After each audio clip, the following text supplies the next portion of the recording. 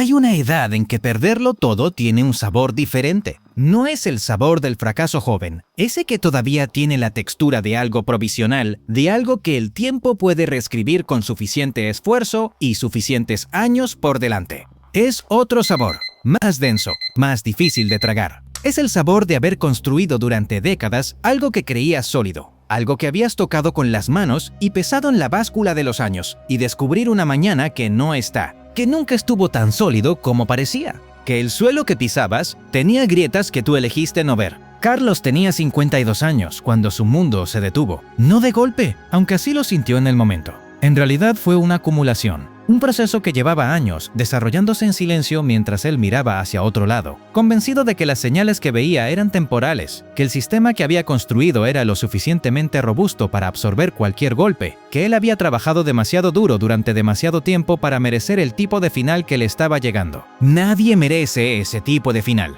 Pero el universo financiero no opera desde la lógica del merecimiento, opera desde la lógica de las decisiones y sus consecuencias, de los sistemas y su fragilidad, de las suposiciones que no se cuestionan hasta que la realidad las cuestiona por ti de la manera más costosa posible. Esta es la historia de Carlos. Pero antes de que sea la historia de su reconstrucción, tiene que ser la historia de su caída. Porque entender cómo alguien llega al fondo es tan importante como entender cómo sale de él. Quizás más, porque el fondo tiene lecciones que la cima nunca enseña. Y esas lecciones son las que determinan si la reconstrucción es genuina o simplemente una repetición del mismo ciclo con números diferentes. Carlos había llegado a los 50 con lo que desde fuera parecía una vida construida con solidez y propósito. 20 años dirigiendo una empresa de construcción y reformas que había fundado él mismo desde cero, con las manos literalmente en el cemento durante los primeros años y el cerebro en los contratos durante los siguientes. Una empresa que en sus mejores momentos empleaba a 35 personas,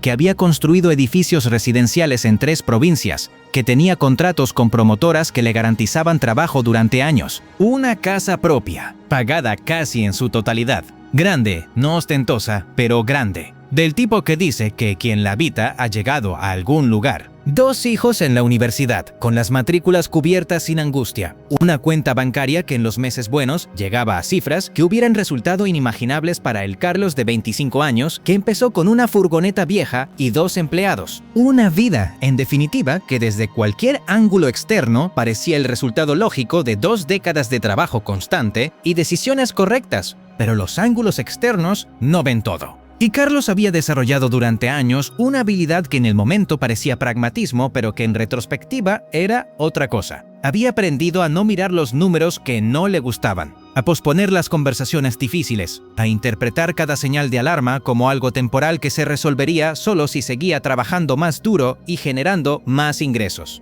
El primer problema real llegó 3 años antes del colapso. Un promotor con quien llevaba 5 años trabajando, uno de sus clientes más importantes, entró en dificultades. Los pagos que siempre habían llegado puntuales empezaron a retrasarse. Primero 1 semana, luego 2, luego 1 mes. Carlos siguió trabajando. Siguió poniendo materiales, siguió pagando a sus empleados, siguió asumiendo los costos operativos de proyectos cuya facturación no llegaba. Lo justificó de la manera en que justificamos las cosas que no queremos ver claramente. Era una relación de años. El promotor era de fiar, solo tenía un problema puntual de liquidez. Las obras estaban a medio terminar y abandonarlas hubiera significado perder todo lo invertido. La deuda que el promotor tenía con él seguía creciendo en el papel, y en el papel seguía siendo un activo. Año y medio después, el promotor quebró. La deuda era real. El cobro era imposible. Carlos se encontró con un agujero en su balance que representaba casi 2 años de margen operativo de su empresa, evaporado de golpe en una quiebra que él no había querido ver llegar, aunque las señales llevaban 18 meses, diciéndole exactamente lo que iba a pasar. Un hombre más cauteloso hubiera parado entonces. Hubiera reducido, reestructurado, tomado decisiones dolorosas pero necesarias. Hubiera aceptado que la herida era profunda y que necesitaba tiempo para cicatrizar antes de volver a la velocidad anterior. Carlos hizo lo contrario.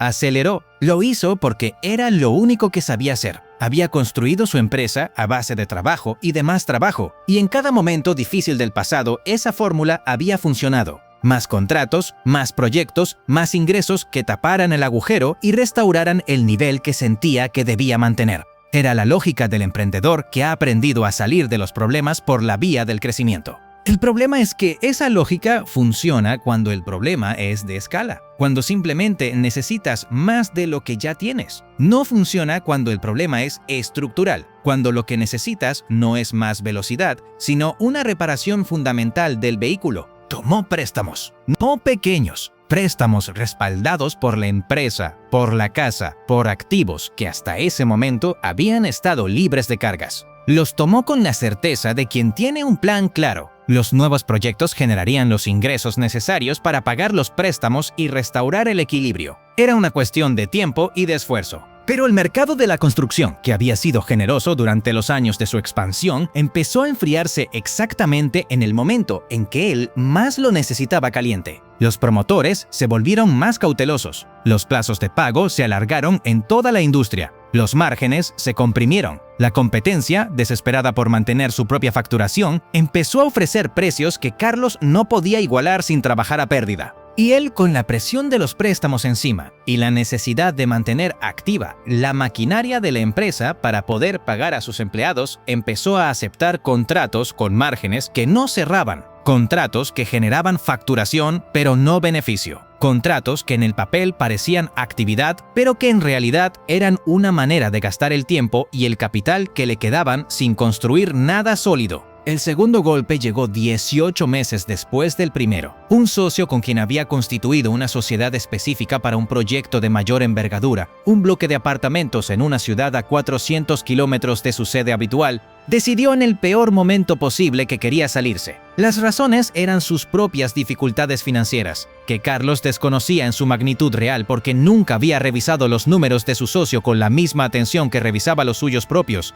La salida del socio desencadenó una serie de eventos que Carlos tardó semanas en comprender completamente. El banco que financiaba el proyecto interpretó la salida como una señal de alarma y activó cláusulas de revisión que terminaron en la suspensión del crédito. La obra se paralizó. Los subcontratistas que habían estado trabajando presentaron reclamaciones. El promotor que había encargado el proyecto exigió penalizaciones por los retrasos. De repente, el proyecto que iba a ser la solución a sus problemas se convirtió en el catalizador de su colapso.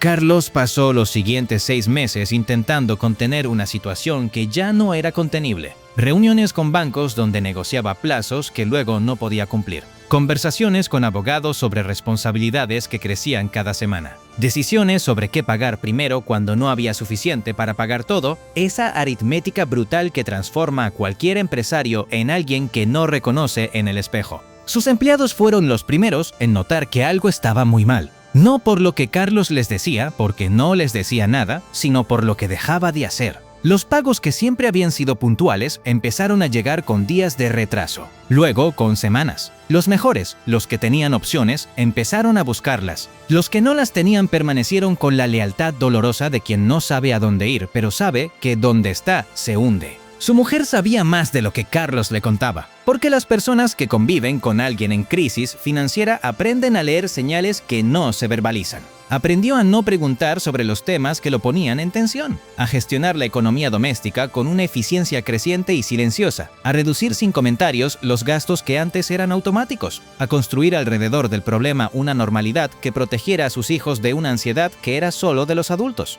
El día que llegaron las cartas del banco fue un jueves. Carlos las abrió en su despacho, solo. Leyó los números con la calma extraña de quien ya sabe lo que va a encontrar, aunque lleve meses evitándolo. Los préstamos habían vencido o estaban en situación de impago. La empresa era técnicamente insolvente. El proceso que las cartas iniciaban era el proceso formal del final. No lloró, no gritó, no hizo ninguna de las cosas que podría esperarse de alguien que acaba de ver en papel impreso la confirmación de que ha perdido lo que construyó durante 20 años. Se quedó sentado en silencio durante un tiempo que no supo cuantificar. Luego recogió las cartas, las puso en una carpeta y fue a casa a contárselo a su mujer. Esa conversación fue la más difícil de su vida. No porque ella reaccionara con reproches o con desesperación, aunque habría tenido motivos para ambas cosas, sino porque la manera en que ella escuchó, con esa ecuanimidad que las personas fuertes muestran precisamente cuando más la necesitas de ellas, le hizo a Carlos más consciente de todo lo que estaba en juego. De todo lo que su orgullo de no pedir ayuda, su resistencia a reconocer que el problema era mayor que su capacidad de resolverlo solo, había puesto en riesgo. Los meses que siguieron fueron los más oscuros de su vida adulta. La empresa entró en concurso de acreedores. El proceso legal que debía ser ordenado fue en la práctica caótico, lleno de reuniones con administradores concursales que hablaban un lenguaje técnico que Carlos entendía en su vocabulario, pero no en su impacto emocional hasta que los efectos llegaban. Los activos de la empresa fueron liquidados, los contratos pendientes traspasados o cancelados. Los empleados que quedaban despedidos con las indemnizaciones que el proceso permitía, que en algunos casos era menos de lo que merecían por años de trabajo. La casa, que había servido como garantía de uno de los préstamos, entró en un proceso que Carlos intentó frenar con todos los mecanismos legales disponibles y que finalmente no pudo frenar. Tuvieron que irse a un apartamento de alquiler más pequeño, en un barrio diferente. El cambio físico fue el más visible de todos los cambios, el que sus hijos vivieron con la confusión de quien no tiene suficiente contexto para entender qué está pasando, pero tiene suficiente sensibilidad para saber que es algo grave. Carlos pasó los primeros 6 meses después del colapso en un estado que no era exactamente depresión, aunque tenía sus características. Era más parecido a una parálisis. Se levantaba, funcionaba en lo básico, cumplía con las obligaciones mínimas que la situación requería, pero no tomaba iniciativas, no miraba hacia adelante. Vivía en una especie de presente perpetuo que era en realidad una forma de evitar tanto el pasado, que lo aplastaba con su peso, como el futuro, que le parecía vacío de posibilidades reales. La identidad era el problema central, aunque tardó tiempo en nombrarlo así. Durante 20 años, Carlos había sido el empresario, el que construía cosas, el que daba trabajo, el que tomaba decisiones que afectaban a decenas de familias. Esa identidad no era solo lo que hacía, era lo que era. Y cuando lo que hacía desapareció, la pregunta de qué era sin eso se volvió insoportable porque no tenía respuesta preparada. A los 52 años, con el peso de un fracaso empresarial visible y documentado, sin empresa, sin el patrimonio que había acumulado, con la sensación de que había defraudado a su familia y a sus empleados, la pregunta de quién era y qué podía hacer desde ahí no admitía respuestas sencillas ni rápidas. Fue su hijo mayor quien, sin saberlo, plantó la primera semilla de lo que vendría después. Una noche, meses después del colapso, mientras cenaban en el apartamento pequeño, con esa incomodidad que tienen las cenas donde todos saben que hay cosas que no se están diciendo, su hijo le preguntó algo que parecía trivial.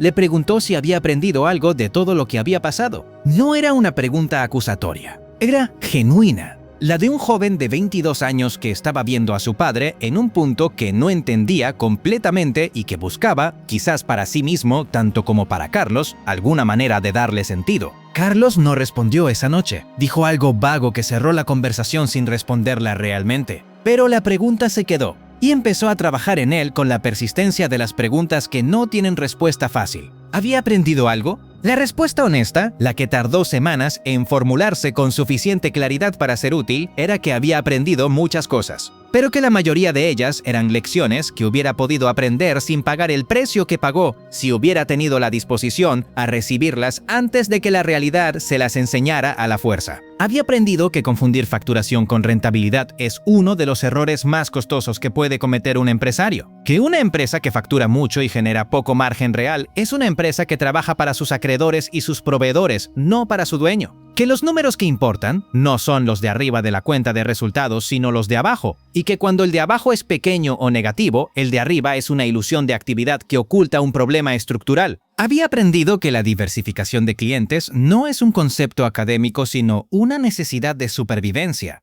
Que depender de 1 o 2 clientes grandes para una porción mayoritaria de los ingresos es construir sobre arena, independientemente de cuántos años lleves trabajando con esos clientes y de cuánta confianza hayas depositado en la relación. Había aprendido que el apalancamiento, usar deuda para crecer, es una herramienta poderosa que funciona extraordinariamente bien cuando las cosas van bien y que se convierte en una trampa mortal cuando las cosas se tuercen. Que la deuda amplifica en ambas direcciones, y que tomar deuda para tapar pérdidas en lugar de para financiar crecimiento real es uno de los caminos más seguros hacia el colapso. Había aprendido que la velocidad de respuesta ante los problemas importa más que cualquier otra decisión táctica, que los problemas financieros que se ignoran o se posponen no desaparecen, se multiplican.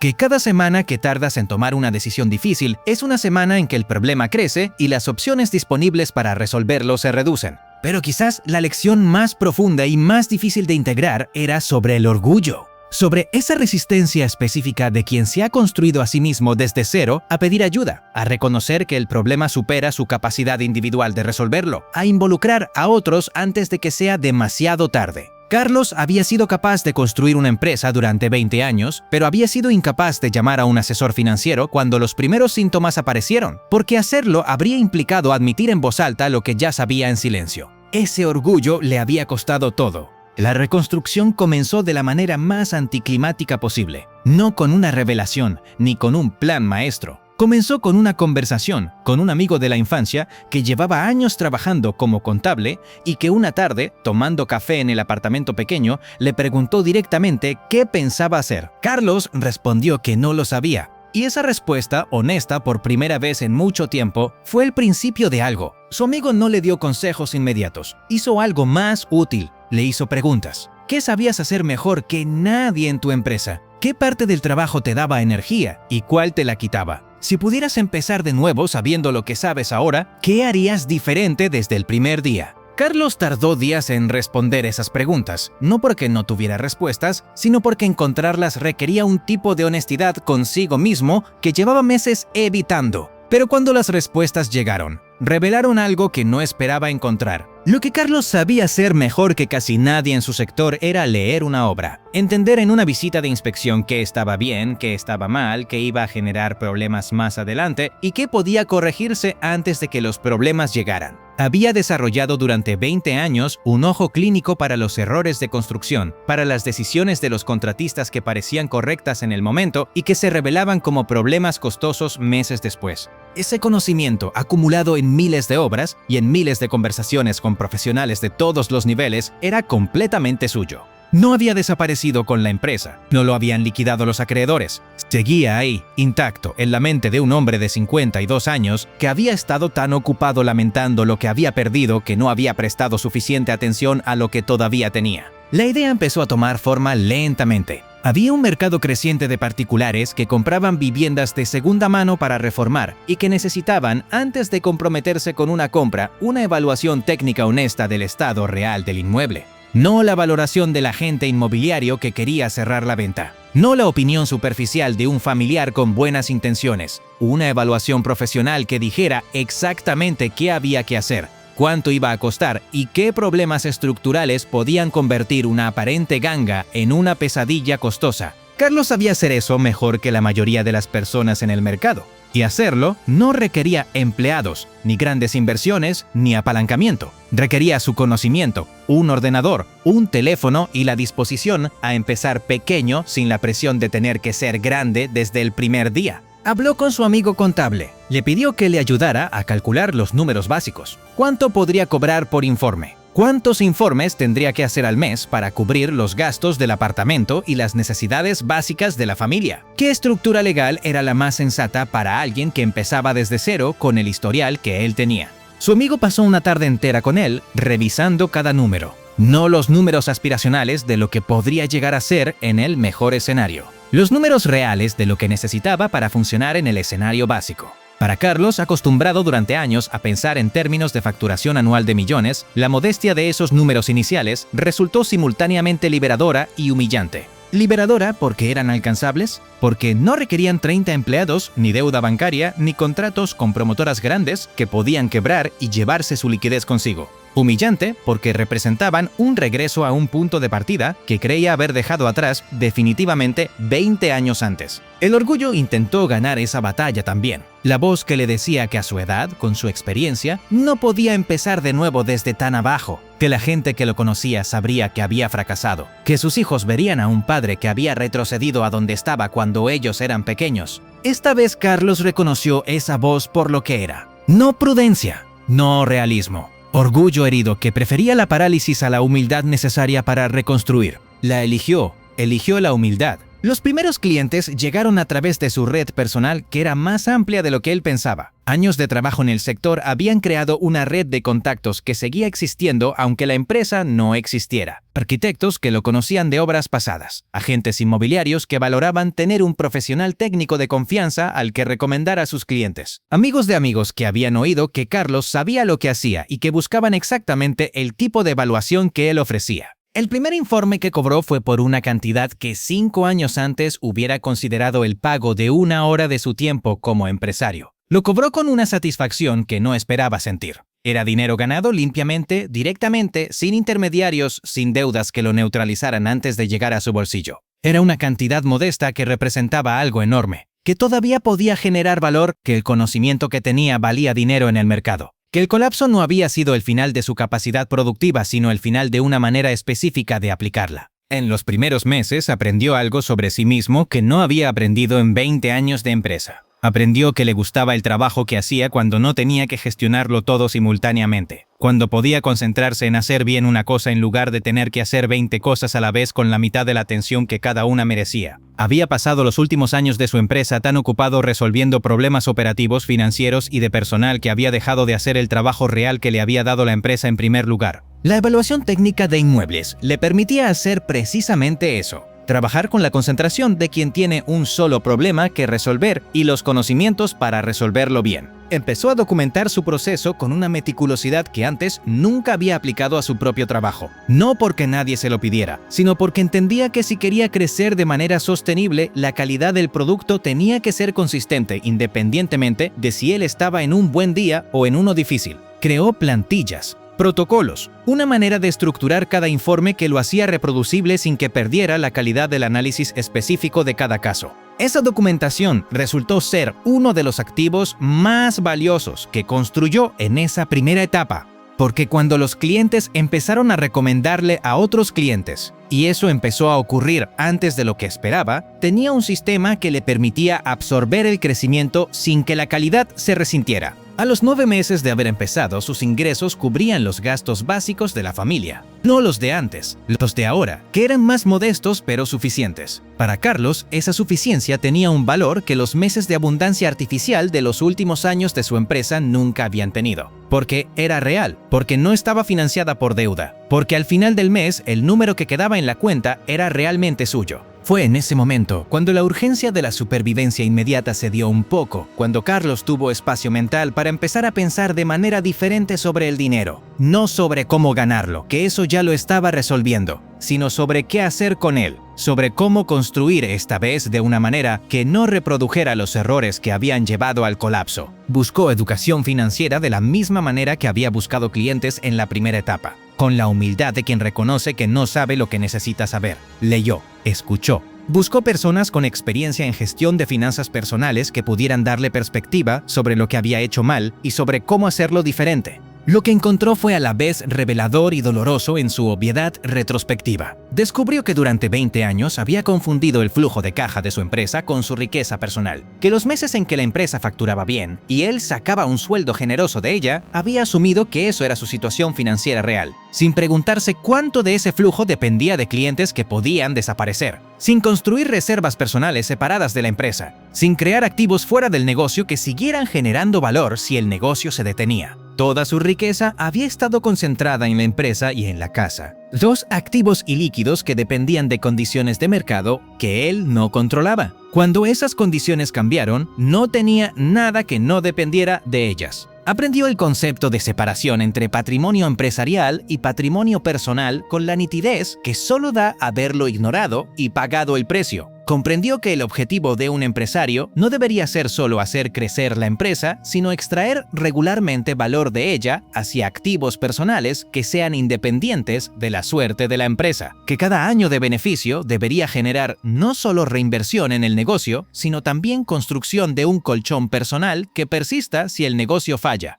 Entendió que la concentración de riesgo es uno de los enemigos más silenciosos de la riqueza sostenible, que tener todo en un solo lugar, por muy sólido que ese lugar parezca, es apostar a que nada saldrá mal, y en el horizonte suficientemente largo, algo siempre sale mal. Aprendió sobre la importancia de los activos líquidos, de tener una porción del patrimonio en formas que pueden convertirse en efectivo rápidamente si la situación lo requiere. De no estar siempre completamente invertido en cosas que tardan meses o años en liquidarse. Que la liquidez es cara en términos de rendimiento esperado, pero barata en términos de las opciones que preserva cuando las circunstancias cambian inesperadamente. Y aprendió, quizás más despacio que todo lo demás, porque era lo que más resistencia generaba en él, sobre la importancia de pedir ayuda antes de necesitarla desesperadamente. De tener asesores que vean los números con ojos diferentes a los del emprendedor que lleva demasiado tiempo mirándolos. Que el consejero externo no es un signo de debilidad, sino una herramienta que los empresarios más exitosos usan precisamente porque entienden que los puntos ciegos de quien está dentro son estructurales e inevitables. Su empresa de evaluaciones técnicas creció de una manera que Carlos no había experimentado antes. No espectacularmente, no con la velocidad artificial que genera el apalancamiento, sino orgánicamente, construida sobre recomendaciones de clientes satisfechos, sobre una reputación que se acumulaba mes a mes sin necesidad de marketing agresivo. Al final del segundo año, había contratado un colaborador técnico a tiempo parcial para poder cubrir más evaluaciones sin perder calidad. No un empleado en el sentido tradicional, sino un profesional autónomo con quien colaboraba en los proyectos que lo requerían. Una estructura ligera que generaba flexibilidad sin los costos fijos que habían sido uno de los problemas de su empresa anterior. Al final del tercer año, sus ingresos habían recuperado un nivel que le permitía no solo cubrir las necesidades de la familia, sino empezar a construir algo más. No a la velocidad de antes, que había resultado ser en parte ilusoria, sino a una velocidad sostenible respaldada por reservas reales y por una estructura que podía resistir los ciclos adversos sin necesitar deuda de emergencia para sobrevivir. Compró su segunda vivienda en el cuarto año. No la que tendría en otro tiempo, grande y en el barrio correcto. Una vivienda modesta en una zona con demanda de alquiler, pagada con efectivo propio sin hipoteca. Su primer activo inmobiliario construido de la manera correcta, como fuente de ingresos pasivos en lugar de como símbolo de estatus. La lección de la diversificación la había integrado de una manera que iba más allá de la teoría. Tenía ingresos del negocio de evaluaciones, tenía el alquiler de la vivienda. Tenía una posición creciente en fondos indexados a los que destinaba un porcentaje fijo de sus ingresos cada mes, independientemente de cómo estuviera el mercado. Tenía una reserva de liquidez equivalente a 12 meses de gastos que no tocaba por ninguna razón que no fuera una emergencia real. Era una arquitectura financiera infinitamente más modesta que la que había tenido en su mejor momento como empresario, pero era completamente suya. No dependía de ningún promotor que pudiera quebrar. No estaba apalancada sobre promesas de crecimiento que el mercado pudiera no cumplir. No requería que todo saliera bien para no hundirse. Era robusta. Su relación con el dinero había cambiado de una manera que él mismo encontraba difícil de explicar a quienes no habían pasado por algo similar. Ya no lo veía como un marcador de identidad ni como una prueba de que había llegado a algún lugar. Lo veía como lo que era, una herramienta. Útil en proporción a la sabiduría con que se gestiona, inútil o destructiva cuando se confunde con un fin en sí mismo.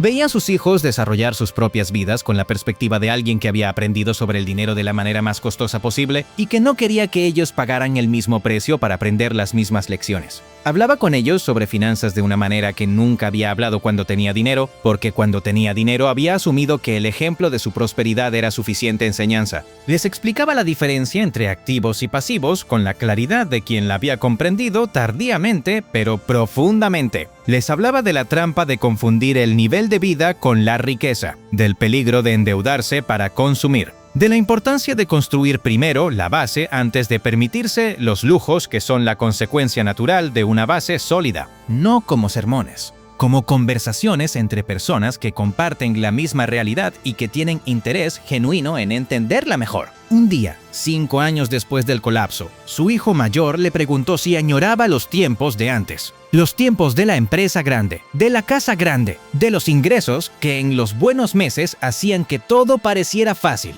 Carlos pensó la respuesta con genuina honestidad antes de darla. Añoraba algunas cosas: la energía de dirigir un equipo, la satisfacción de ver edificios terminados que habían nacido de contratos que él había negociado y de decisiones que él había tomado, la sensación de que lo que hacía tenía un impacto visible y duradero en el mundo físico. Pero no añoraba la ansiedad. No añoraba la sensación permanente de que el sistema era demasiado frágil y de que él lo sabía pero no podía permitirse reconocerlo. No añoraba las noches en que los números no cerraban y él encontraba maneras de convencerse de que cerrarían si seguía adelante. No añoraba ser prisionero de un nivel de vida que requería ingresos que a su vez requerían decisiones que comprometían cada vez más su estabilidad real. Lo que tenía ahora era menos en casi todas las métricas convencionales, pero era más libre. Y la libertad comprendida de manera real y no retórica. significaba la capacidad de tomar decisiones sin que el miedo a perderlo todo fuera el factor determinante. A los 57 años, Carlos tenía algo que no había tenido a los 52, a pesar de tener mucho más en términos materiales. Tenía claridad. Claridad sobre qué importaba y qué era accesorio. Sobre qué tipo de crecimiento era sostenible y qué tipo era una ilusión cara. Sobre dónde estaba realmente la seguridad financiera, que no es en un nivel de ingresos específico, sino en la relación entre lo que necesitas y lo que tienes, de manera que sea resistente a los ciclos adversos que inevitablemente llegan. Claridad. También sobre algo que tardó más en articularse, pero que era quizás lo más fundamental de todo. El fracaso no había sido el final de su historia. Había sido el punto más bajo de una curva que después de ese punto no podía ir sino hacia arriba, siempre que él eligiera aprender de la caída en lugar de ser aplastado por ella. La historia de Carlos no es una historia de redención espectacular. No termina con una segunda empresa más grande que la primera, ni con un patrimonio que supera al que perdió. Termina con algo más difícil de construir y más valioso de tener. Termina con una persona que entiende el dinero de verdad, que construye de manera que puede sostenerse, que duerme sin la ansiedad del que sabe que el suelo bajo sus pies es menos sólido de lo que aparenta. Termina con alguien que a los 57 años tiene menos que a los 50, pero que por primera vez en décadas tiene todo lo que necesita. Y eso, aunque el mundo exterior no siempre sepa verlo, es exactamente lo que parece. Es suficiente. Y lo suficiente, construido sobre bases reales y gestionado con sabiduría, tiene una propiedad que la abundancia artificial nunca tuvo: dura.